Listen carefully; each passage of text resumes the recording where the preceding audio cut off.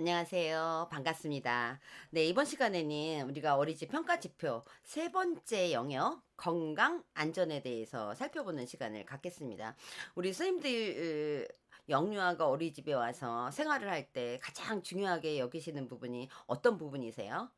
네. 저는 개인적으로 건강하게 생활하고 안전하게 생활하는 게 먼저 우선이 되어져야 된다라고 생각을 합니다. 그래서 영유아가 어린이집에 와서 건강하고 안전이 담보가 되었을 때 아이들이 놀이를 통해서 즐겁게 생활을 하지 않을까라는 생각을 합니다. 그래서 우리 보육교직원들은 영유아가 건강하고 안전하게 생활할 수 있도록 지원을 해 줘야 됩니다. 그래서 건강하게 안전하게 생활하기 위해서 지원해 주기 위해서는 아이들이 어떤 신체적인 그런 건강뿐만 아니라 저희가 정서적인 건강까지도 저희가 안전하게 보호되어 줘야 된다라고 보시면 될 것 같아요. 그래서 보육교직원인 아이들이 교실 안에서나 또는 바깥에서 생활을 할 때 그 공간이 청결하게 유지가 되어야 될 것 같고요. 어떤 사고라든가 오염으로부터 안전하게 보호되어 줘야 되겠죠.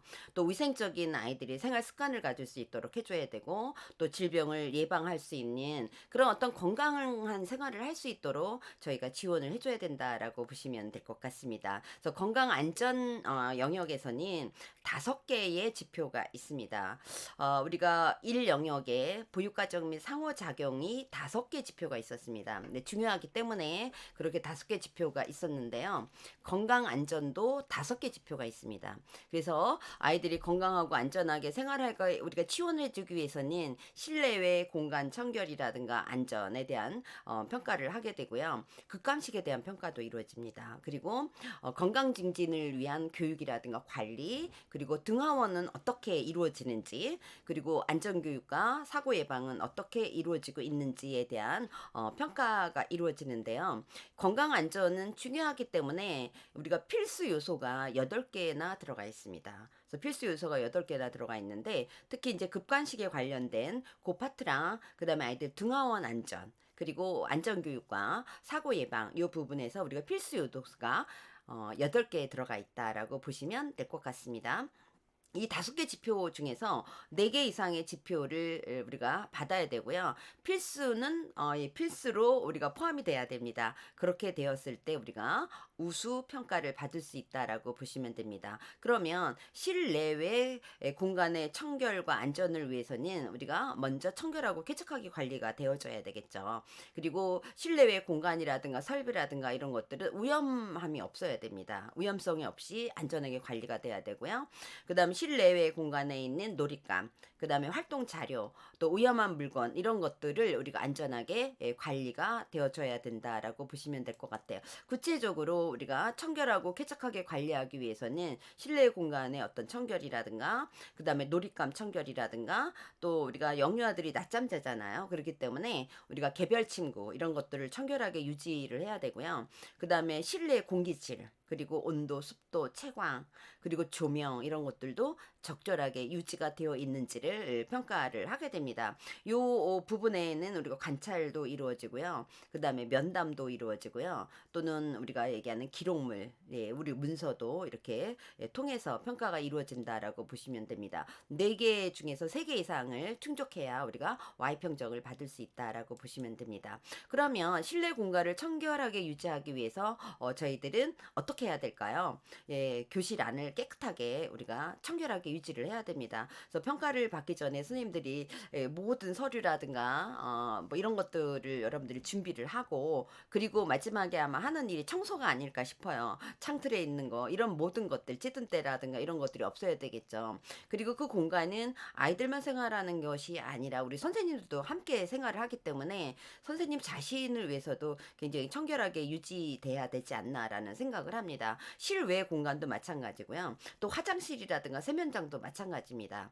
또 특히 이제 영화 같은 경우에는 기저귀라든가 또 아이들이 또 분유를 먹여야 되거나 이런 어떤 상황들이 벌어지기 때문에 그 영역에 있어서는 특히 더 청결하게 우리가 쾌적하게 유지가 돼야 된다라고 생각을 합니다.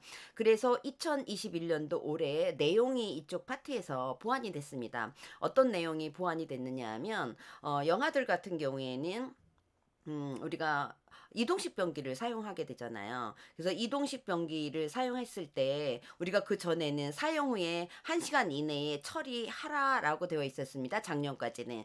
그런데 2021년 올해부터는 내용이 보완이 됐습니다. 예. 내용이 보완이 됐는데 어떻게 보완이 됐느냐 하면 즉시 처리하고 세척해서 청결한 상태를 유지해라라고 했습니다. 그래서 요런 것들이 보완이 됐고요. 또 우리가 아이들이 변기를 사용할 때마다 물을 즉시 내려서 청결한 상태를 유지해야 된다라는 요 부분이 내용이 보완이 됐습니다. 그래서 요거를 여러분들이 좀 숙지를 해야 될 필요가 있다라고 보시면 될 것 같고요. 그다음에 놀잇감 청결하게 유지를 해야 됩니다. 그래서 우리가 놀잇감이라든가 활동 자료라든가 이런 것들은 다 사용하고 난 다음에 보관해야 되고요. 바구니에 담아줘야 되겠죠. 깨끗이 청결하게 담아야 되고 놀잇감에 찌든 때라든가 먼지 이런 것들이 없어야 된다라는 거예요. 특히 영화 같은 경우에는 구강기 시기에 있는 아이들이기 때문에 다 입으로 가잖아요. 그렇죠? 그렇기 때문에 영화들 같은 경우에는 매일 세척해서 우리가 청결하게 유지를 해야 되고요. 또 낮잠을 자는 그런 어떤 상황에서는 아이들이 개별 침구를 활용하게 됩니다. 그래서 개별 침구 우리가 이불이라든가 요 베개 이런 것들에 대해서 아이들이 개개인의 내 거다라는 표시를 우리가 해줘야 되고요. 그래서 이 개별 친구에는 거의 이름표를 우리가 붙이게 되는 경우 굉장히 많아요. 그래서 그 어떤 원에 갔더니 원장님이 그 명찰 만드는 곳에 가서 아이들 이름을 다 이렇게 만들어 와서 붙여 놓았더라고요. 굉장히 깔끔한 걸 봤습니다. 그래서 그렇게 아이들의 개별 친구와 거기에 따라서 우리가 청결을 유지를 해야 되겠죠. 만약에 아이들이 거기에다 뭐 쉬를 하거나 또 실수를 하거나 이런 어떤 상황이 벌어질 수 있기 때문에 그렇기 위해서는 우리가 또 여분의 침구도 우리가 반드시 준비를 해 놔야 된다라는 부분을 여러분들이 참고를 좀 해주시면 될 것 같고요. 그리고 이런 모든 친구는 깨끗하게 청결하게 유지가 되어야 된다. 다 아이들이 낮잠 자고 나면 또 어떻게 해요? 보관을 잘 해야 되겠죠. 그래서 보관하는 장소도 우리가 청결하게 유지가 돼야 된다라고 보시면 될 것 같습니다. 3-1-1에는 실내외 공간도 청결하고 쾌적하게 관리하기 위해서는 공기질을 해야 됩니다. 또 습도, 온도, 채광, 조명 이런 것도 적절하게 우리가 유지가 돼야 된다고 보시면 될 것 같아요. 그래서 저희가 자주 환기를 좀 해줘야 되고요. 특히 이 아이들이 낮잠 자고 난 다음에는 반드시 환기를 좀 시켜주는 것이 필요하고 바깥놀이 갈 때 저는 문은 열어놓고 그리고 환기를 했으면 좋을 것 같아요. 이 공기질 때문에 지금 지자체 같은 경우에는 공기청정기를 구비해서 아이들이 교실에서 좋은 공기를 신선한 공기를 마실 수 있도록 지원을 해주는 그런 지자체가 지금 굉장히 많이 있습니다. 그래서 여러분들이 이런 어떤 부분에 있어서 환기를 좀 잘해 주셔야 된다. 네, 수시로 여러분들 환기를 좀 해주셔야 된다라는 부분을 여러분들이 좀 이렇게 체크를 하시는 게 좋을 것 같아요. 시간대별로 언제 내가 좀 환기를 해야 되겠다라고 해서 여러분들이 좀 체크를 해서 환기를 해주시는 게 좋을 것 같고요. 그 다음에 우리가 날씨라든가 그날의 날씨라든가 온도라든가 뭐 그 계절에 따라서 우리가 좀 조절을 좀 해서 너무 덥지 않게 또 너무 춥지 않게 이렇게 우리가 쾌적하게 유지를 해주는 것이 굉장히 또 중요하고요. 우리가 자연 채광이 굉장히 좋지만 자연 채광이 충분하지 않으면 조명 시설도 제대로 갖추어져 있어야 되겠죠. 근데 그런 조명이 또 너무 밝아서 아이들이 이 눈이 부시거나 그래서 또 활동에 방해를 왜냐하면 놀잇감을 노는데 이게 반사되는 그런 경우도 있습니다. 그래서 그런 경우에도 좀 살펴봐야 될 것 같습니다. 또 2021년도에 우리가 내용을 이 파트에서 보완이 됐는데요. 실내 공기질 관리 이 파트에서 우리가 보면 실내 공기질 관리법이라는 게 있잖아요. 그래서 공기질 측정 결과 양호가 돼야 된다라는 겁니다. 특히 면적 430제곱미터의 어린이집에는 굉장히 큰 어린이집이죠. 이런 경우에는 연 1회 이상 우리가 공기질 관리를 실시해야 됩니다. 그리고 측정 결과가 양호라는 그 판정을 받은 그 결과물이 있어야 된다라고 여러분들이 보시면 됩니다. 요게 지금 2021년도에 자꾸 내용이 보완이 됐다라고 보시면 될 것 같고요. 430 평장 제곱미터 이 아래에 있는 경우에는 수시로 청결을 그냥 유지해 주시면 될 것 같습니다. 또 3-1-2에서는 실내 공간과 설비를 우리가 오염 요인이 없이 안전하게 관리를 해 줘야 됩니다. 그래서 현관이라든가 우리가 출입문이라든가 창문, 그다음에 천장, 그리고 바닥, 벽면 이런 데 오염 요인이 없어야 되죠. 이렇게 안전하게 관리를 해야 되는지 우리가 평가를 하게 되고, 그다음에 우리가 실내 공간에 고정식이 있고 이동식이 있습니다. 그래서 그런 부분에서 오염 요인이 없는지, 또 아이들이 화장실에 가면 사용하는 게 세면대죠. 예, 그래서 이 세면대와 그다음에 아이들이 물을 먹을 수 있는 정수기 이런 데 온수 사용에 관련된 그런 오염 요인이 없는지 이런 것들을 우리가 안전하게 관리를 해 줘야 되겠고요. 또 영유아가 성인이 주로 사용하는 실내외 공간에 출입하지 않도록 해 줘야 된다라는 겁니다. 특히 우리가 주방 같은 경우에는 이렇게 분리대, 보호막 이런 것들이 되어 있잖아요. 그래서 이런 것들을 이제 평가를 하게 되는데, 구체적으로 우리가 실내 공간과 설비를 위험 없이 안전하게 관리하기 위해서는 현관문이라든가 창문이라든가 출입문이라든가 천장, 바닥, 벽면 이런 데 오염 요인이 없는지 봐야 된다라는 거예요. 그래서 우리가 개폐 장치가 설치되어 있고 그다음에 관리가 되어 있는지, 손끼임 방지 우리 많이 해 놓죠. 우리 교실문에도 예, 손끼임 방지도 많이 하고, 너무 잘못해서 아이들이 손을 끼는 경우도 굉장히 많이 있습니다. 출입문에 어떤 문턱이 아이들이 발에 걸려서 넘어지지 않는지, 그래서 우리가 평평하게 만들어 주는 게 사실은 더 필요하고요. 창문도 마찬가지입니다. 우리가 120cm 이하인 그런 경우에는 창문 보호대가 설치가 돼야 되지, 아이들은 난간에 올라가는 경우가 있습니다. 호기심 때문에 내려다보는 경우도 있고요. 예, 그래서 그런 경우에 우리가 창문 보호대 설치가 되어져 있어야 되고요. 혹시 돌출 부분이 없는지, 또 계단이라든가 화장실이라든가 이 세면 바닥 이런 데가 미끄러워서 아이들이 넘어지지 않게 미끄럼 방지가 되어 있어줘야 된다라고 보시면 됩니다. 그래서 이런 것들을 우리가 안전하게 관리를 해야 되고요. 또 실내 공간이 우리 고정식이 있고 이동식이 있습니다. 그래서 이런 것들, 그다음에 이 전기 설비 이런 부분들이 위험 없이 안전하게 관리가 되어줘야 된다라는 거예요. 그래서 우리 교실이라든가 실내 공간에 벽면 게시판이라든가 또 선반, 또 우리 여름에 이 선풍기라든가 또 온열기, 그다음에 라지에이터가 있습니다. 그래서 이거는 거의 지금 없는데, 예, 이거는 거의 지금 저는 치우라고 이야기해주고 싶어요. 이런 것들이 있다라면. 또 혹시나 화기 시설이라든가 가스밸브라든가 이런 것들이 예, 보호 장치가 되어 있는지, 또 브라인드, 또 샤워 깃줄 이런 것들이 줄이 되어 있잖아요. 특히 우리가 창문 브라인드 같은 경우에 줄이 있어서 그 줄을 잡아당기거나 위험할 수 있습니다. 그래서 그런 경우에는 줄을 돌돌돌돌 말아서 위로 놀려놓는 게 좋겠죠. 이런 것들이 우리가 좀 필요하겠고요. 또 고정식 놀이기구도 잘못해서 아이들이 이 손이 끼는 경우도 있고, 그래서 이런 것들을 우리가 안전하게 관리가 되어져야 됩니다. 실외 공간도 마찬가지고, 특히 전기 콘서트, 예, 그래서 안전덮개 되어져 있어야 되고요. 놓치지 않게끔 예, 안전하게 예, 안전덮개는 되어 있는데 이게 열려 있는 경우가 있습니다. 그래서 그런 것들도 여러분들이 예, 수시로 점검을 좀 해줘야 될 것 같고요. 전기선이 있는 전선줄, 특히 우리가 화장실에 있는 전선줄이 있을 수도 있고요.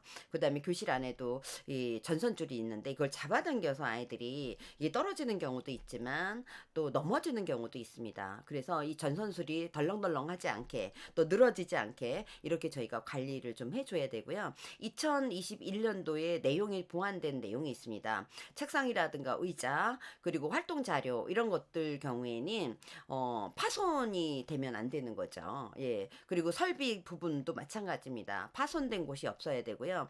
혹시 모서리라든가 이런 것들이 날카로운 부분이 있으면 보호대가 모두 설치가 되어져 있어야 된다. 가구뿐만 아니라 설비도 마찬가지입니다. 그래서 이런 것들도 우리가 포함이 되어져 있다. 올해 21년도에 내용이 보완이 되었다라고 여러분들이 아시면 될 것 같고요. 세면대라든가 정수기, 온수 사용하기 때문에 온수 조절 장치 되어져 있어야 됩니다. 아이들이 손을 대는 그런 경우도 가끔 일어날 수 있기 때문에 온수 조절 장치 있어서 잠금 장치를 설정해 놓는 게 우리가 필요할 것 같아요. 그다음에 성인이 주로 사용하는 그런 실내 공간이 있습니다. 우리 원장님실이라든가 또는 교사들이 사용하는 교사실이라든가 또 조리실, 보일러실, 뭐 자료실, 이 모든 것들에 위험한 요인이 있을 수 있기 때문에 영유아가 출입하지 못하도록 관리가 되어져야 됩니다. 그렇기 때문에 이 출입문이라든가 이 분리막 이런 것들을 닫아서 아이들이 이 출입하지 못하도록 문만 되어 있는 게 아니라 잠금 장치가 되어 있는 게 더 좋다라고 보시면 될 것 같아요. 이렇게 저희가 관리를 해줘야 됩니다. 그리고 실내외 공간의 놀잇감이라든가 활동 자료, 또 위험한 물건을 안전하게 관리하기 위해서는 우리가 어떻게 해야 되는지, 예, 보육실이라든가 놀잇감, 활동 자료를 안전하게 관리해 줄 수 있어야 되고요. 또 실내 공간 배치, 이거 거기에 보면 우리가 놀잇감이라든가 교재 교구라든가 활동 자료 이런 것들이 들어가 있잖아요. 이것도 안전하게, 예, 관리가 되어져야 되고요. 또 교실 안에 위험한 물건들이 있다라면 그것도 안전하게 보관 관리가 되어져야 됩니다. 또 실내외 공간에 어떤 위험한 물건 이런 것들도 안전하게 보관 관리가 되어져야 되겠죠. 이것도 다 관찰에 의해서 이루어집니다. 그리고 이 네 개 중에서 세 개 이상을 충족을 해야 Y 평정을 받을 수 있다라고 보시면 됩니다. 보육실 내 놀잇감이라든가 활동 자료를 안전하게 관리하기 위해서는 먼저 파손된 부분이 없어야 된다라는 것. 특히 우리가 교재기구 같은 경우에 떨어지는 부분이 없는지 뭐 이런 것들을 여러분들이 좀 점검을 좀 해주셔야 되고요. 또 안전한 방식으로 실물 자료가 제공이 되어져야 된다라는 거예요. 잘못하면 아이들이 손을 다칠 수도 있고 뭐 이런 경우도 있습니다. 그래서 이런 것들을 관찰로 평정을 하게 되고요. 또 실내외 공간에 비치된 놀잇감이라든가 활동 자료도 우리가 안전하게 관리가 되어져야 됩니다. 놀잇감이라든가 활동 자료 그리고 바구니 이런 것들 다 파손된 부분이 없어야 된다라는 거예요. 그래서 이런 것들이 우리가 안전하게 관리가 되어져야 된다라고 보시면 될 것 같고요. 교실 안에 위험한 물건이 있다라면 안전하게 보건 관리가 되어져야 돼. 특히 아이들이 그 미술 활동이라든가 이런 경우에는 거의 아이들이 도구가 위험할 수 있습니다. 그래서 안전하게 보건 관리를 좀 해줘야 되고요. 아주 위험한 물건 같은 경우에는 아이가 손에 닿지 않게 이렇게 잠금 장치를 사용해 주는 것이 우리가 필요하겠다라고 보시면 될 것 같습니다. 또 특히 이 아이들이 가지고 노는 놀잇감 중에서 영아들에게는 3.5cm 이하의 작은 물건이라든가 놀잇감은 두지 않아야 된다라는 거죠. 왜냐하면 이게 삼킬 수가 있습니다. 얘네들은 삼켜서 이게 지금 기도 폐쇄가 되어질 수도 있는 그런 상황이 벌어질 수 있기 때문에 이런 점을 또 유념을 해서 우리가 관리가 이루어져야 된다라고 보시면 됩니다. 급관식에 관련된 부분입니다. 우리가 급관식은 굉장히 또 우리가 필수 요소가 들어가 있는 그런 지표다라고 보시면 될 것 같습니다. 예, 급관식에서는 영양을 균형 있게 제공할 수 있는 그런 급관식을 주는지, 그 다음에 식자재를 구입하거나 그 다음에 보관이라든가 조리 공간 이런 것들이 위생적으로 관리가 되어지는지, 그 다음에 조리 과정이라든가 배식 과정이라든가 이런 것들이 청결하게 위생적으로 관리되고 있는지를 평가를 한다라고 보시면 됩니다. 이 세 개 중에서 모두 Y를 받아야 된다. 그래야 우수 평가를 받을 수 있다라고 보시면 됩니다. 어, 균형적인 또 영양이 골고루 섭취할 수 있는 급간식을 제공하고 있는가를 보는 이 지표에서는 우리가 영양사가 작성한 식단에 따라서 제공을 해야 되고, 그 다음에 연령을 고려한, 또 연령의 특성을 고려한 급간식을 주어야 된다. 영어와 유아는 맛이라든가 조리 형태라든가 이런 것들이 다르게 제공이 되어줘야 된다라는 거예요. 또 인스턴트 식품보다는 우리가 자연식품 위주로 급간식을 제공해 줘야 되고, 특히 우리가 영유아 중에서는 식품 알레르기 질환이 있는 아이들이 있을 수 있습니다. 그래서 식품 알레르기 질환에 대한 지침이 마련이 되어 있는지 이거를 평가를 하게 되는데, 우리가 기록을 하기도 하고 관찰을 하기도 하고 면담을 하기도 합니다. 자, 그럼 구체적으로 우리가 균형 잡힌 간식을 제공하고 있는지는 어떻게 보느냐.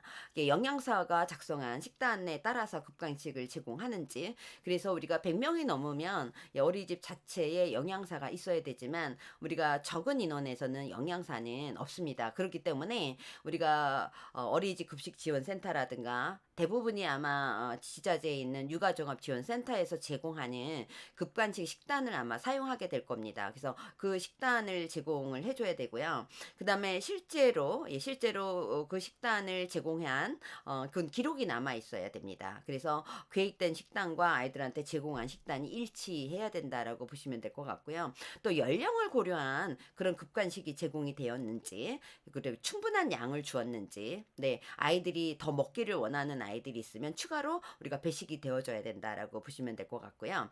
2021년도에 추가된 내용이 있습니다. 신설된 내용이 있습니다. 우리가 식품위생법에 따라서 보존식을 우리가 보관을 해야 됩니다. 예, 그래서 식품위생법에 따라서 보존식을 보관을 해야 되는데 우리가 영하 18도씨에서 144시간을 보관을 해야 됩니다. 144시간이면 며칠일까요? 예, 6일이 될 것 같아요. 이렇게 보관을 해야 되고요. 아이들에게 제공된 급식이라든가 간식, 또 영아들에게 제공된 이유식, 이 모두를 우리가 보관을 해줘야 된다. 예, 반드시 보관이 되어줘야 된다라고 보시면 될 것 같고요. 또 어디다 보관을 해야 되냐? 우리가 스테인리스 재질로 되어 있는 뚜껑이 되어 있는 그릇이 있습니다. 이거 다 요즘에 이 상품화돼서 팔고 있더라고요. 예, 그래서 보존식을 보관하는 그릇 세트에다 보관을 하는 것이 좋겠고, 아니면 일회용 멸균 팩이 있습니다. 거기에 우리가 보관을 해서 여러분들이 보존해 줘야 된다. 그래서 이 부분을 우리가 평가를 하고 있습니다. 또 균형 잡힌 급간식을 제공하기 위해서는 아이들에게 자연식품 위주로 주어야 된다라는 거죠. 이거 식단을 보면 될 것 같고요. 또 아이들한테 주어지는 간식이라든가 이런 것들이 뭐 냉동식품이라든가 탄산음료라든가 특히 과자 이런 것들이 50%를 넘지 않아야 된다라고 보시면 되고요. 식품 알레르기 아이들을 위해서 식품 알레르기 질환에 대한 지침이 있고, 만약에 식품 알레르기 있는 아이들이 있다라면 거기를 고려한 급간식이 제공이 되어져야 된다라는 거죠. 그래서 이런 경우에는 면담을 물어봅니다. 그래서 식품 알레르기에 관한 조사가 되어 있는 기록이 있는지, 그리고 그 아이는 어떤 알레르기 질환이 있는지, 그리고 그런 질환이 있는 아이들을 지금 어떻게 제공하고 있는지, 이런 부분들을 면담을 통해서 이루어지고 있다라고 보시면 됩니다. 3-2-2에서는 식자재를 구입하거나 또는 보관하거나 조리 공간을 위생적으로 관리하고 있는지를 보게 됩니다. 식자재는 신선한 것을 구입하고 이를 위생적으로 보관하고 있다. 필수 지표입니다. 네, 필수 요소라고 볼 수 있습니다. 그 다음에 유통기간이 경과한 식품이 없어야 됩니다. 이것도 필수 요소다라고 보시면 될 것 같아요. 그 다음에 조리실 공간에 또 조리실 내 시설이라든가 설비라든가 이런 것들이 청결하게 유지가 돼야 됩니다. 그 다음에 식기류라든가 그 다음에 조리실에 있는 비품 이런 것들도 위생적으로 관리가 되어져야 되겠죠. 그래서 식자재는 신선한 것을 구입하고 이를 위생적으로 보관하기 위해서 우리가 식자재가 뭐 냄새가 나거나 색이 좀 변했다거나 외관상의 어떤 변형이 되어졌다거나 이런 거는 우리가 사용하면 안 되겠죠. 네, 그 다음에 구입한 식자재가 눈으로 이렇게 봤을 때 밀봉해서 보관 방법에 맞게 우리가 실온에 보관하는지 냉장에 보관하는지 이런 것들도 우리가 보게 된다라는 거예요. 그 다음에 식자재 보관 장소가 굉장히 청결해야 된다. 이런 것들도 우리가 보게 되고요. 유통기간 우리가 지나면 안 되겠죠. 필수 요소입니다. 그렇기 때문에 어린이집에 있는 모든 식품을 평정을 하게 됩니다. 그래서 유통기간이 경과가 된 것이 있는지 없는지 냉동실이라든가 뭐 이런 것들에 다 우리가 보게 됩니다. 그래서 이런 것들을 우리가 평가를 하게 되고요.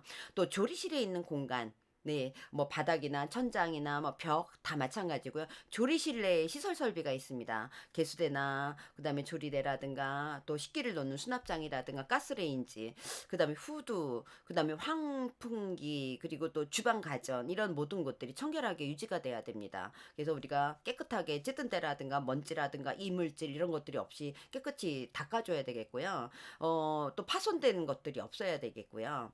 또 환기구와 후드가 잘 연결이 돼 있어야 됩니다. 후드는 있는데 환기구와 잘 연결이 안 해서 냄새가 잘 안 나간다거나 또 외관상에 어떤 문제가 있다거나 때가 끼어져 있다거나 이러면 안 되겠죠. 이런 것들도 저희가 다 관리를 좀 해줘야 되겠고요. 쓰레기통, 예, 쓰레기통이 꽉 차 있으면 안 됩니다. 그래서 쓰레기통은 바로 저녁 때 바로 버려야 되고 그 다음날 아침에 왔을 때 쓰레기통은 비워져 있어야 됩니다. 그래서 이런 것들을 우리가 보게 되고요.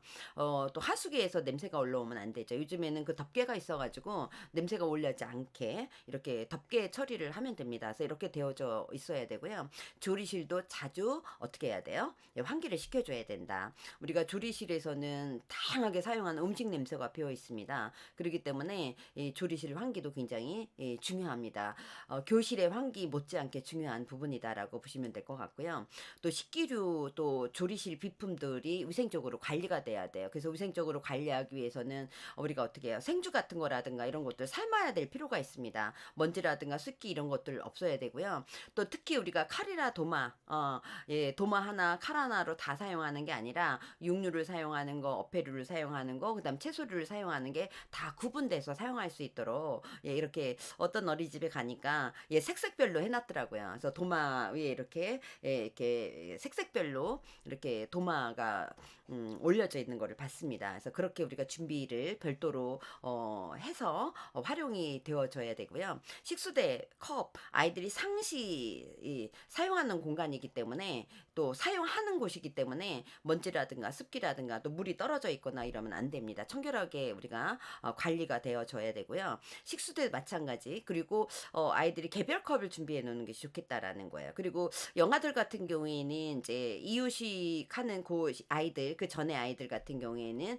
이제 분유를 먹게 되거나 또는 이제 모유 수유를 하게 되는 경우가 있어요. 그러면 우리가 젖병을 사용하게 되잖아요. 이것도 굉장히 어떻게 해요? 우리가 청결하게 소독해서 관리를 해줘야 된다라고 보시면 될 것 같습니다. 3-2-3은 조리 과정과 배식 과정을 청결하고 위생적으로 관리하는 걸 보게 됩니다. 그래서 조리가 위생적으로 이루어지는지 관찰을 하게 되죠. 배식 과정, 아이들이 이제 간식이나 급식, 배식하는 과정을 또 관찰하게 됩니다. 그 다음에 일회 조리된 음식은 당일 다 소모해야 되고요. 재배식하지 않습니다. 이거는 필수 요소입니다. 관찰도 하게 되고 또 면담도 이루어집니다. 또 아이들이 마실 물, 그 다음에 우유 이런 것들도 우리가 위생적으로 관리가 되어져야 됩니다. 조리가 위생적으로 이루어지는지를 보게 되겠죠. 그래서 조리원 음식을 하는 사람들은 앞치마라든가 머리수건 꼭 해야 됩니다. 네. 그리고 전용 신발 신어야 되죠. 그리고 조리 전에 반드시 손을 씻어야 되고요. 깨끗하게 우리가 모든 과정을 청결하게 유지해야 되고 관리가 이루어져야 됩니다. 조리하는 중에 조리하시는 분이 맨손으로 취급하지 않아야 되고요. 또 맛보기를 만약에 간을 보게 될 경우에는 별도의 숟가락을 사용해야 된다라는 거죠.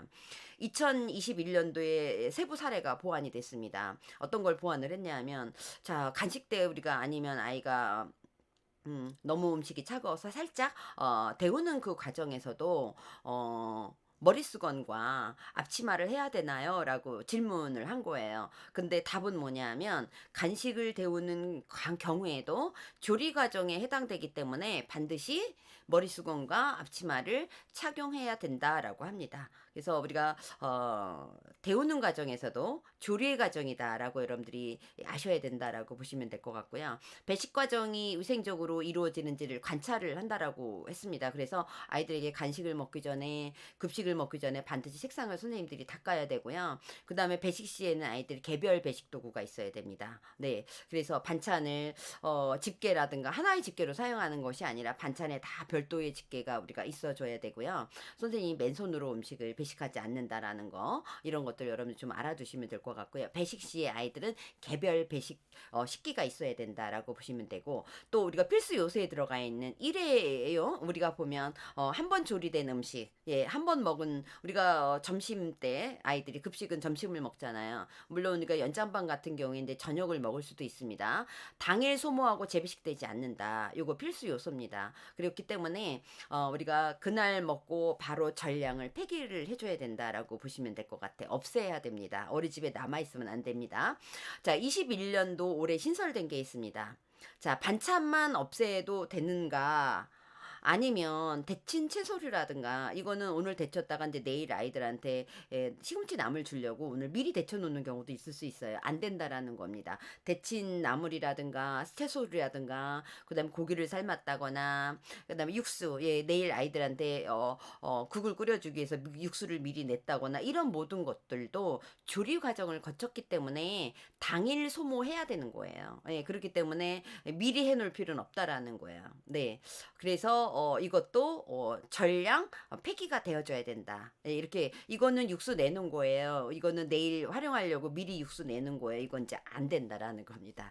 또 교사용 반찬이 있습니다. 그러니까 아이들은 이제 맵지 않게 짜지 않게 이렇게 반찬을 만드는데 선생님들 같은 경우 이제 성인식이기 때문에 별도의 이제 선생님들이 반찬이 있을 수 있어요. 그럴 때 선생님의 반찬도 남았는데 어떻게 해야 될까요? 네, 전량 폐기해야 됩니다. 단 우리가 김치 같은 경우에는 김치 종류 같은 경우에는 평정 대상에 포함되지 않습니다. 그렇기 때문에 변질되지 않게 잘 보관하시면 되겠다. 자, 어쨌든 우리가 조리된 어린이집에서 조리된 음식은 당일 다 소모하고 남아 있으면 안 된다. 그게 영유아를 위했던 또는 선생님을 위한 음식이었든 남아 있으면 안 된다라고 이해하시면 될 것 같고요.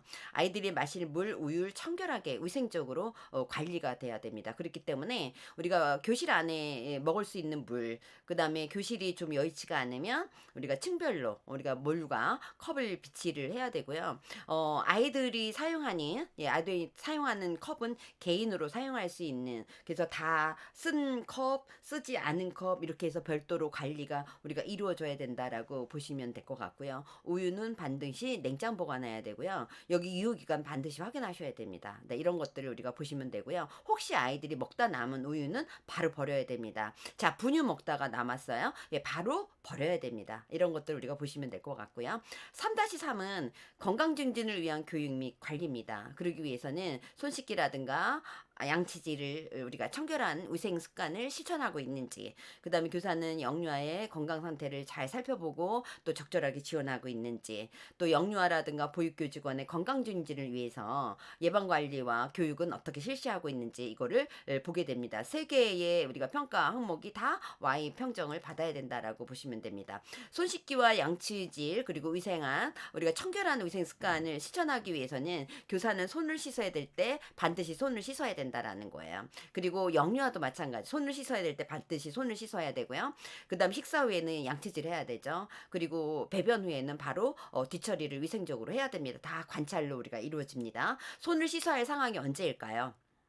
음식을 다루기 전에, 음식을 우리가 급간식을 아이들한테 주기 전에, 바깥놀이를 갔다 와서 변기를 사용한 후에, 그 다음에 아이들 배변 지도를 한 후에, 기저귀 가리를 한 후에, 그리고 기타 손이 더럽다라고 느껴졌을 때, 아이들 코를 닦아줬을 때, 이런 것들 다 선생님 손 씻어야 됩니다. 그 영아들도 마찬가지죠. 유아들도 마찬가지입니다. 손을 반드시 씻어야 될 때는 손을 씻어야 된다라는 거예요. 음식 먹기 전에는 반드시 씻어야 되고요. 바깥놀이 갔다 온 후에, 그 다음에 대소변 후에, 그 다음에 아이들이 어떻게 해요? 지금 미술 활동하고 손이 더러워졌을 때, 기타 등등, 아이들이 코를 풀었을 때, 이럴 때 반드시 손을 씻어야 됩니다. 근데 이때 선생님들이 아이들은 손을 반드시 씻으라고 지도를 하면서 선생님은 가끔 손을 안 씻는 경우가 있어요. 그래서 네, 노평정을 받는 경우가 있습니다. 그래서 손 씻기, 양치질 우리가 위생 습관 철저히 여러분들이 관리를 해주셔야 되고요. 아픈 아이가 있다. 네, 아이들 건강 상태를 선생님이 수시로 살펴봐야 됩니다. 그래서 혹시 아픈 아이가 있는가, 다친 아이가 있거나 이런 것들이 우리가 여러분들이 지원을 해줘야 되겠죠. 그리고 건강 상태를 주의 깊게 살펴보고 적절하게 조치 취해줘야 됩니다. 또 약을 먹어야 되는 아이들, 투약의뢰서 관리 잘 해야 되고요. 또 약을 먹은 경우에는 부모한테 보고를 해야 되겠죠. 비상약품 잘 관리가 되어줘야 됩니다. 이거는 관찰도 이루어지고 기록물도 보게 되고 면담도 이루어집니다. 아프거나 다친 아이에 대한 지침을 우리가 구비를 해야 됩니다. 그래서 아프거나 다친 영유아를 위한 처리 절차라든가 또 교직원 업무 분장 이런 것들에 대한 지침이 있어서 어떻게 다 붙여놓게 돼야 됩니다. 네, 이런 것들이 우리가 참고를 여러분들이 하시고요. 이러한데 어떤 지침이라든가 이런 것들은 우리가 어린이집 안전관리 백과 어린이집 안전공제에 들어가면 자료가 있다라는 거예요. 또 서울시에 있는 어린이집 안전수칙 매뉴얼에도 있고요. 그래서 여러분들이 2019년도, 2020년도 어린이집 보육교직원 안전교육 그 공제에서 나온 자료에 이게 다 들어있다라고 합니다. 그래서 그걸 여러분들이 참고를 좀 해주시면 될 것 같고요. 이렇게 처리 절차가 어떻게 이루어지는지. 네. 자, 그다음에 교사는 일과 중에 영유의 건강 상태를 수시로 주의 깊게 살펴봐야 돼요. 선생님은 등원할 때부터 아이들을 어떻게 해요? 시진 눈으로 진찰해야 됩니다. 지금 기분 상태는 어떤지, 컨디션은 어떤지, 얘가 지금 열이 나는지, 기침을 하는지, 이런 것들을 수시로 우리가 주의 깊게 살펴봐야 된다라는 거예요. 그리고 이상이 있을 때는 부모님한테 질의를 해야 되겠죠. 전화를 하기도 하고, 그다음 평소와 다른 모습을 보이는 아이들, 굉장히 활발했던 했던 아이가 굉장히 지금 시무룩하거나 활동에 참여하지 않는다거나 이런 아이들 어떻게 해요? 수시로 잘 살펴보고 왜 그런지를 선생님이 알고 조치를 취해줘야 됩니다. 휴식이 필요한 아이들이 있을 수 있어요. 그럴 때는 휴식 공간에서 아이들이 쉴 수 있도록 해줘야 되고요. 그래서 보육실에는 휴식 공간이 있어야 되는 겁니다. 만약에 아프거나 다친 아이가 있을 때, 우리가 사고로 다친 아이가 있을 때 지침에 따라 우리가 조치를 해야 된다라고 보시면 됩니다. 약을 먹어야 될 경우에서 투약 의료소 관리해야 되고요.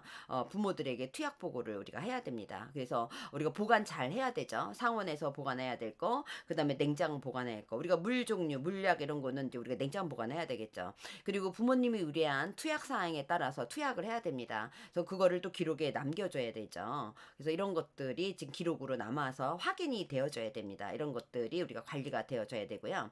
또 비상약품, 네, 별도로 구비했을 때 우리가 용도별로 어린이집에는 비상약품이 있습니다. 이런 것들이 유효기간이 우리가 지났는지 봐야 됩니다. 여러분들 데일밴드도 데일밴드도 소독류도 여러분들 유효기간이 있는 거 아세요? 예, 그것도 유효기간이 있으니까 반드시 여러분들이 좀 보시고요. 또 우리 선생님 바깥놀이 갈 때 어떻게 구급 가방 메고 가야 되잖아요. 예, 그럴 때도 여러분들이 그 안에 들어있는 거 아이들이 다치지 않았기 때문에 사용하지 않았어요. 그렇기 때문에 시간이 지나서 유효기간을 챙기지 못하는 경우가 있는데 반드시 경과하지 않도록 관리가 이루어져야 됩니다. 3-3-3 네, 영유아와 보육교직원의 건강 증진을 위해서 예방 관리와 교육을 어떻게 실시하고 있는지, 네, 요것도 필수 요소가 들어가 있습니다. 그래서 영유아 개별 영유아의 건강 검진 서류 있어야 되고요. 응급처치 동의서 작성 관리해야 되고요.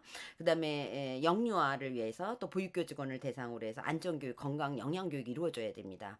또 보육교직원 건강 검진 정기적으로 이루어져야 되고요.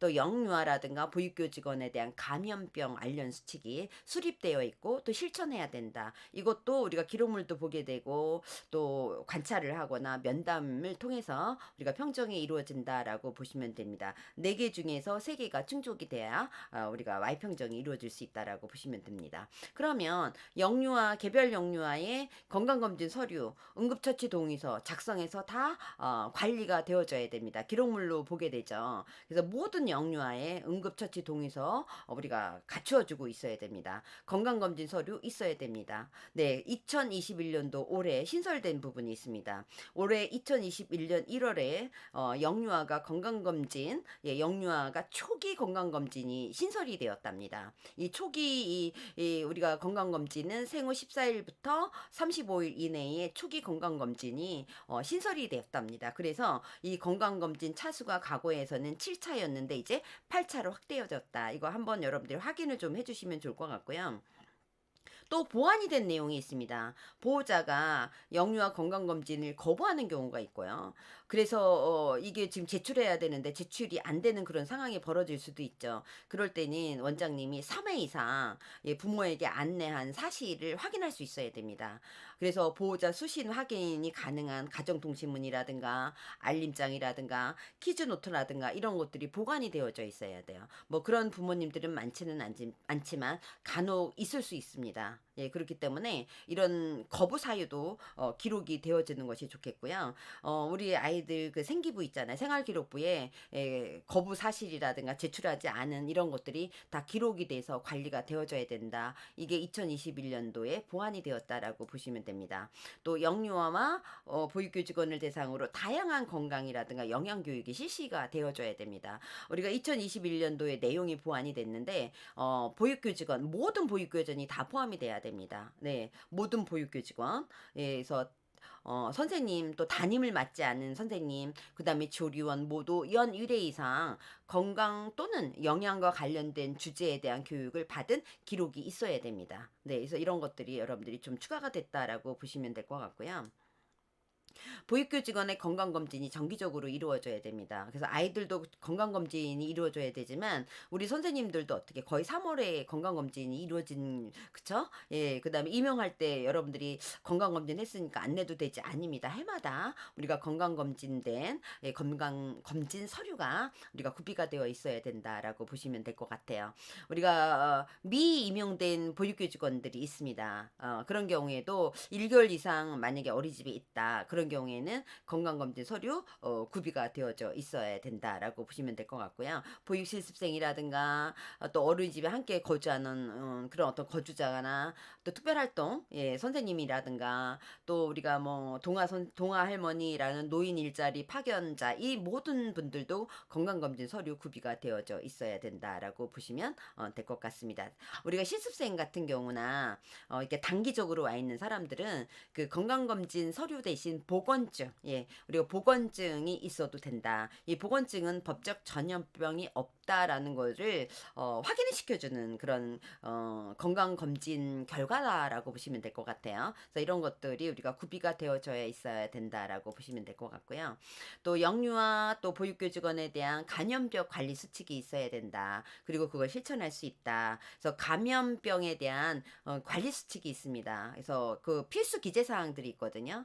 그래서 영유아에게 자주 발생하는 감염병 이게 물어보기도 하죠. 면담으로 등원하지 않아야 될 감염병 종류는 어떤 것들이 있는지, 그다음에 영유아가 또는 보육교직원이 감염병에 걸렸을 때는 어떻게 대처해야 되는지 이런 필수 기재 사항들이 다 들어가야 되고요. 또 거기에 대한 기록 확인 자료가 있어야 됩니다. 네, 기록물이 있어야 됩니다.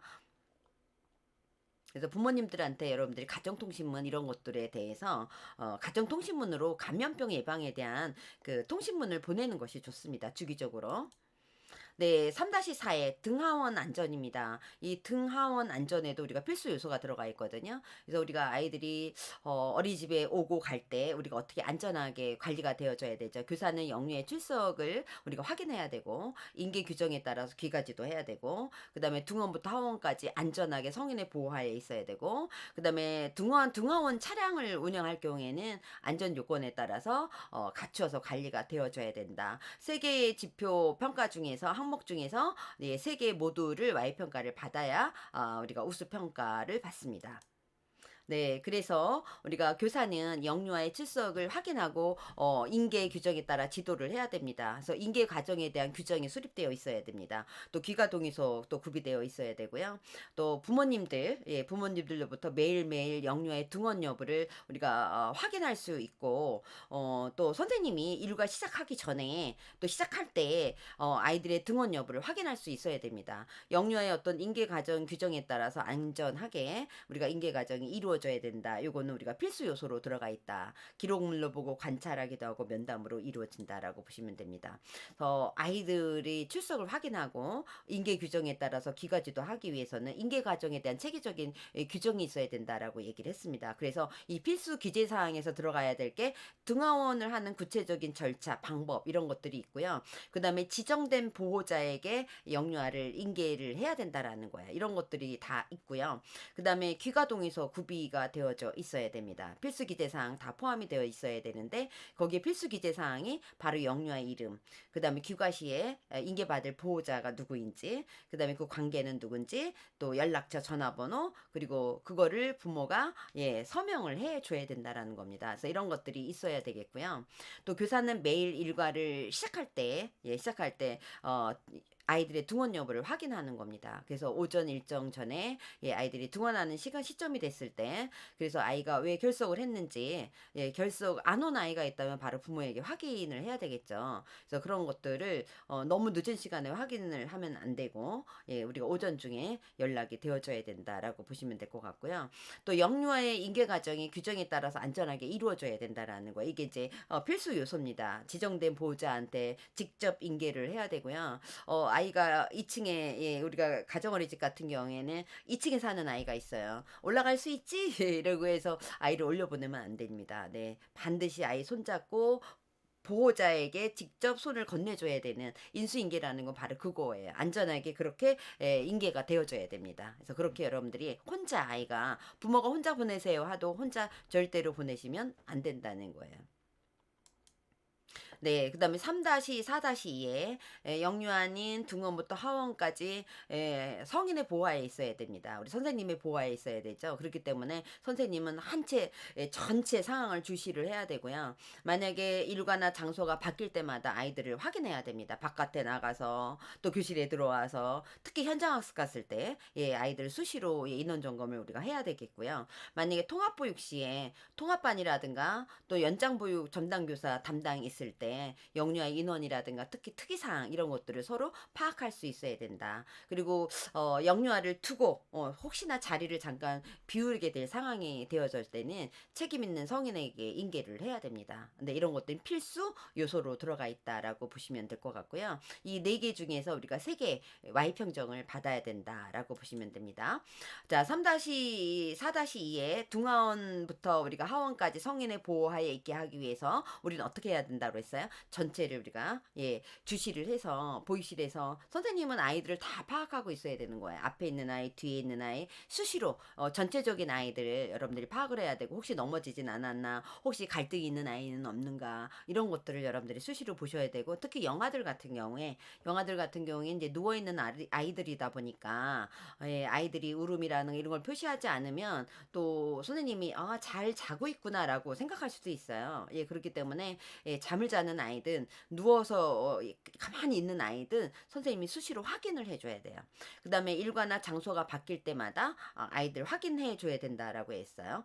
특히 현장학습 또 바깥에 나가서 2021년도에 보완이 된 내용이 있습니다. 돌연사 방지를 위해서 돌연사 영아 돌연사 굉장히 많이 일어날 수 있잖아요. 그러기 위해서 영유아가 낮잠을 자는 경우에도 반드시 자리를 비우지 않아야 된다. 네, 반드시 자리를 비우지 않아야 된다라고 되어 있어요. 네, 그리고 수시로 확인해야 된다라고 되어 있으니까 이 점, 그러니까 아이들이 낮잠 잘 때 여러분들이 교실 밖에 나가시면 안 됩니다. 네, 선생님이 개인적인 일을 하려고 잠깐이라도 여러분들 나가시지 말아야 된다라는 거예요. 통합보육 시에 통합보육 시 또는 우리가 연장 보육을 하게 되는 그런 경우에 아이들의 인원이라든가 특이사항을 우리가 파악해야 됩니다. 그래서 선생님한테 또는 하루 일과의 어떤 특이사항이라든가 건강 상태, 그래서 담임 선생님이 연장반 선생님한테 어떻게 기록으로 남아주거나, 오늘 얘가 배탈이 난 것 같으니까 선생님 좀 계속 좀 지켜봐 주세요라는 어떤 메모장이라든가 이런 것들도 남겨줘야 된다라는 거야. 영유아를 두고 자리를 비울 때는 성인이 있어야 된다라는 거야. 그렇기 때문에 우리가 등하원 제도라든가 휴게 시간 이런 것들을 위해서 잠깐 우리가 공간을 비우게 될 때는 원장님이나 또는 보조 선생님이 교체한 후에 우리가 자리가 비워줄 수 있다라고 보시면 될 것 같고요. 등하원 차량을 운행할 조건으로 우리가 안전 요건 갖추어서 관리를 해야 됩니다. 그렇기 때문에 차량 안전 수칙이라든가 또 아이들 보호장구, 또 개별 안전띠, 또 차량용 소화기, 그 다음에 어린이 하차 확인 장치, 그 다음 비상량품 이런 거 구입해야 되고요. 매일 차량 안전점검 실시해야 됩니다. 그 다음에 어린이 통학버스 안전교육 받아야 되고요. 그 다음에 운전자와 함께 차량에 동승한 성인이 영유아를 안전하게 보호하는 필수 요소가 들어가 있습니다. 그래서 이 지금 지표에서는 우리가 4개 중에서 3개 이상 필수 요소가 포함이 돼야 됩니다. 그래야 Y평정을 받을 수 있다라고 보시면 됩니다. 차량의 안전수칙 꼭 있어야 되고요. 이렇게 붙여져 있는 게 좋겠죠. 그 다음에 영아용 보호장구 거의 다 이제 준비가 되어 있어서 개별 안전띠가 있게 되겠고요. 그 다음에 차량용 소화기 차에 준비가 되어 있어야 됩니다. 그리고 어린이 하차 확인 장치 이런 게 지금 준비가 되어 있어야 되는데 2021년도에 내용이 보완이 된 게 하차 장치는 우리가 버튼 누르는 걸로 돼 있잖아요. 하차 장치 확인 버튼은 차실의 가장 뒷열에 있는 좌석 부분에 설치해야 된다라고 지금 보완이 됐습니다. 네, 오타가 나왔네요. 네, 뒷열이라고 뒷열에 가장 뒷열에 이렇게 해서 누를 수 있도록 장치가 되어져 있어야 된다라고 지금 이게 보완이 되었습니다. 네, 운전자는 매일 차량 안전점검 실시를 해야 되죠. 그래서 안전점검 마련돼 있어야 되고요. 그 다음에 차량 이상 유무, 안전상태 점검한 기록물이 있어야 됩니다. 그래서 차량 안전점검 일지가 있어야 돼요. 이런 것들을 우리가 보게 된다. 그 다음에 등하원 차량을 운행할 때 우리가 안전요법을 하기 위해서는 뭐냐 하면 어린이 통합버스 안전교육 선생님들이 받아야 됩니다. 이게 운전자도 받아야 되지만 동승하는 사람들 모두 받아야 됩니다. 그래서 신규자 정기안전교육을 받아야 되는데 요즘에는 이제 우리가 코로나도 그렇고 그래서 집합교육도 못 받고 그러다 보니까 거의 우리가 일원인 교육을 많이 받았을 거예요. 그래서 올해도 마찬가지. 이게 지금 동순자 안전교육 같은 경우에는 예, 동순보호자 안전교육자 경우에는 우리가 도로교통공단에서 예, 주관하는 일원인 교육이 있답니다. 그래서 그 교육을 받고 우리가 그 교육을 받고 나면 수료증을 발급받을 수 있다. 이렇게 출력하면 되니까 그렇게 해서 우리가 기록물로 남겨놓아야 된다라고 보시면 됩니다.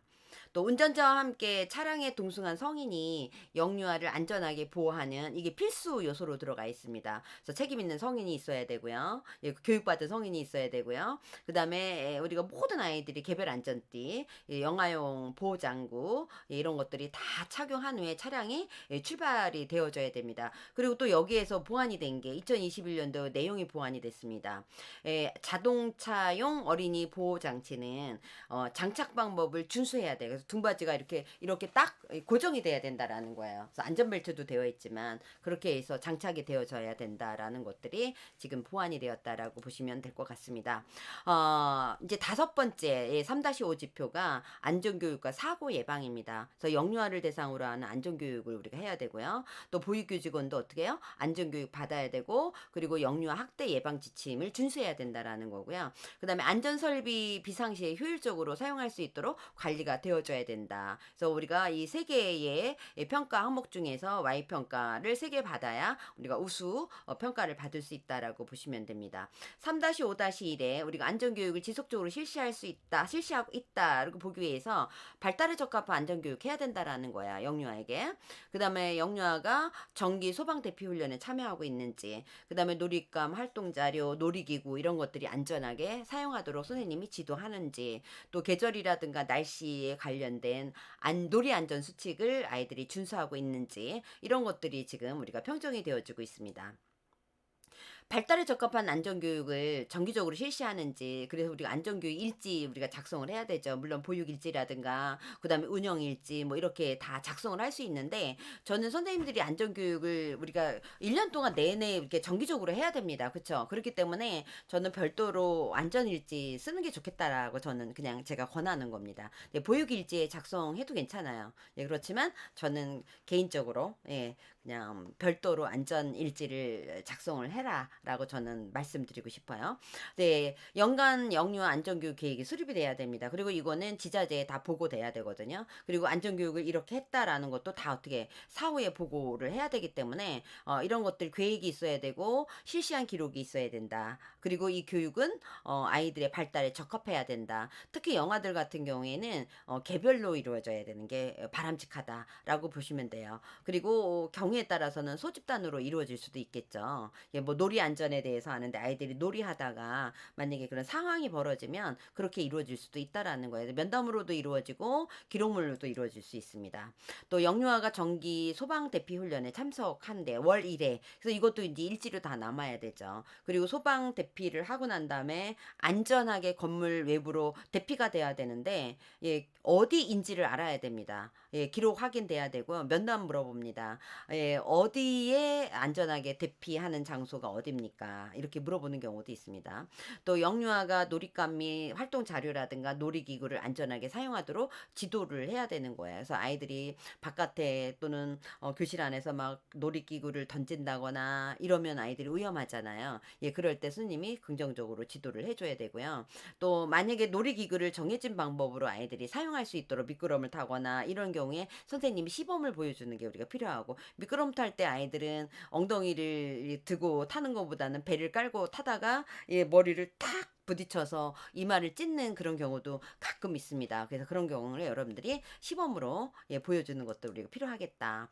계절이라든가 날씨에 맞게 우리가 놀이 안전 수칙을 준수해야 된다. 그래서 여름철에 너무 덥다라면 바깥 놀이를 조금 앞당겨서 나가야 되겠죠. 예, 그다음에 우리 황사라든가 또는 또 우리가 폭염이라든가 황사, 그다음에 장마, 비가 너무 많이 오거나 또는 한파 너무 춥거나 이럴 때 다 우리가 안전 수칙을 준수해서 우리가 놀이가 이루어지는지 이런 것들이 우리가 체크가 되어져야 된다라는 거예요.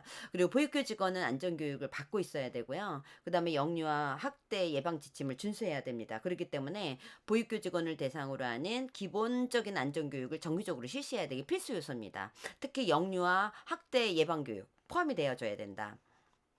비상시 보육교직원의 어떤 대처 방안이라든가 업무 분장표 이런 것들이 수립이 되어 있는지 이런 것들이 보고, 그다음 보육교직은 그 역할을 알고 있는지, 그리고 우리가 응급처치 또 심폐소생 관련 교육을 받은 보육교직원이 있는지, 그다음 영유아 학대 예방 지침 이런 것들을 준수를 해야 된다. 필수 요소가 두 개나 있습니다. 그렇죠? 이 네 개 우리가 항목 중에서 예, 3개 이상을, 예, 3개 이상을 우리가 Y 평정을 받아야 우리가 우수 평정을 받을 수 있습니다. 네. 기본적인 안전교육을 정기적으로 이제 실시해야 된다. 그래서 영유아 학대 예방 교육을 꼭 받아야 되는데 필수로 들어가 있습니다. 2021년도에 내용이 여기에 보완이 됐거든요. 그래서 모든 보육교직원이 안전교육을 받아야 되고, 특히 우리가 학대 예방 교육을 연 1회 예, 이상 받은 이수증이 있어야 됩니다. 그냥 기록만 있으면 안 되고요. 우리가 여기 보면 그냥 안전교육을 받았다라는 어떤 기록, 실시한 기록 이런 것만 확인했다라고 얘기했잖아. 이제는 이수증이 반드시 있어야 된다. 그 교육을 받았다라는 뭐 수료증이라든가 이런 것들이 반드시 있어야 된다라고 보시면 될 것 같습니다. 비상시에 예, 보육교직원이 어떻게 대처하는지, 업무 분장은 어떻게 이루어져야 되는지, 그리고 거기에 따라서 자신의 역할을 숙지하고 있는지 이런 것들을 여러분들이 잘 아셔야 돼요. 우리가 비상시 대처 방안에 대해서 자기 어떤 역할 분担, 불이 났을 때 불이야 부르는 사람, 소리 지르는 사람, 전화하는 사람, 아이들을 안전하게 대피하는 사람 이런 것들 다 여러분들이 알고 있어야 됩니다. 그다음에 응급처치, 심폐소생술에 관련된 교육을 받은, 또 참여, 이건 실기잖아요. 그죠? 이런 것들을 받은 보육교직원이 있는지, 예, 이런 것들이 여러분들이 갖추어져야 된다라고 보시면 될 것 같고요. 요즘에는 어린이집에서도 자체 교육이 이루어지고 있잖아요. 네, 영유아 학대 예방 지침, 예, 체벌 금지를 포함한 영유아 학대 예방 지침을 준수하고 있는지 필수 요소입니다. 이거는 기록도 보고 관찰도 하고 그다음에 면담으로도 이루어집니다. 그래서 보육교직원은 영유아 학대 예방 지침을 숙지하고 있어야 됩니다. 네, 그리고 절대로 우리가 신체적으로든 정서적으로든 아이들을 방임하거나 학대하지 않아야 된다라는 거예요. 그래서 이런 것들이 이게 면담으로 이루어지네요. 예, 영유 학대 예방 지침의 주요 내용이라든가 또 학대의 정의와 유형은 무언가요? 라고 물어본다. 이게 신체 학대, 정서 학대 뭐 이런 거 여러분들이 말하시면 되겠죠. 영유아 학대 신고가 의무인 것을 알고 있는가? 우리는 보육교직원은 의무 신고자입니다. 그리고 학대 예방 전화번호는 여러분들 통합이 됐습니다. 이제 112로. 예. 그다음에 영유아 학대가 의심되는 상황, 예, 이런 것들이 발생되면 우리가 어떻게 대처해야 되나요?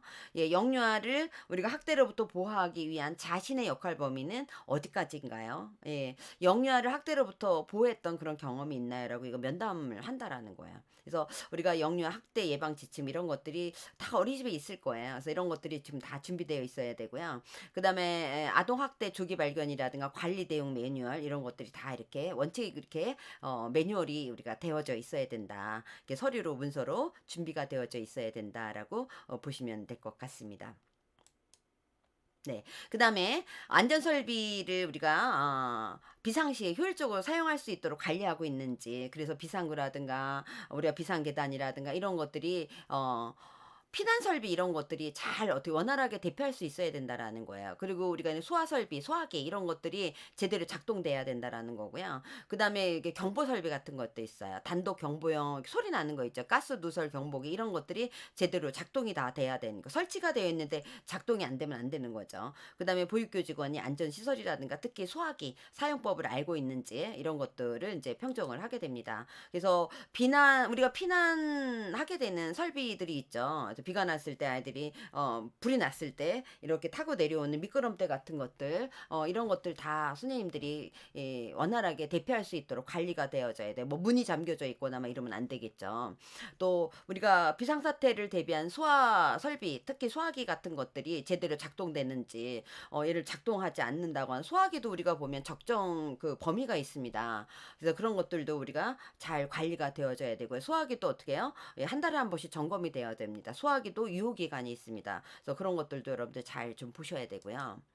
비상사태를 대비한 경보 설비, 예, 그래서 소리가 나는 그 감지기라든가 또 경보기라든가 이런 것들이 제대로 작동되는, 불이 이렇게 반짝반짝 들어오거든요. 그래서 그런 것들 여러분들이 좀 보셔야 되고요. 전원이 들어와 있어야 됩니다. 또 보육교직원은 안전시설이라든가 설비, 소화기 이런 것들을 사용할 수 있는지 이런 것들을 지금 이제 면담으로 물어봅니다.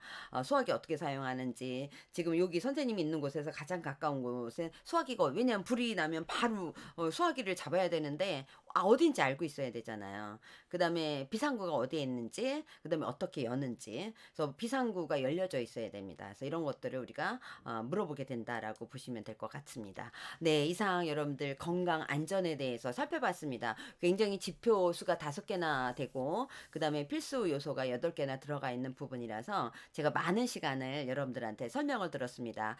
안전 건강은 몇 번을 반복을 하고 강조를 해도 부족하지 않는 것 같아요. 그래서 여러분들이 정말 모든 또 부모님들도 그러죠. 선생님들 마찬가지잖아요. 어린이집에서 사고가 안 났으면 좋은 그건 우리가 모든 사람들의 바람인 것 같아요. 다치면 안 되고 그쵸? 그래서 여러분들이 안전과 건강에 대해서 여러분들한테 많은 시간을 할애를 했습니다. 다음 시간에는 또 여러분들한테 네 번째 우리가 영역에 대해서 여러분들 우리 네 번째 영역 교직원에 관련된 거예요. 그쵸? 그 부분에 대해서 살펴보도록 하겠습니다. 감사합니다. 네, 다음 시간에 만나요.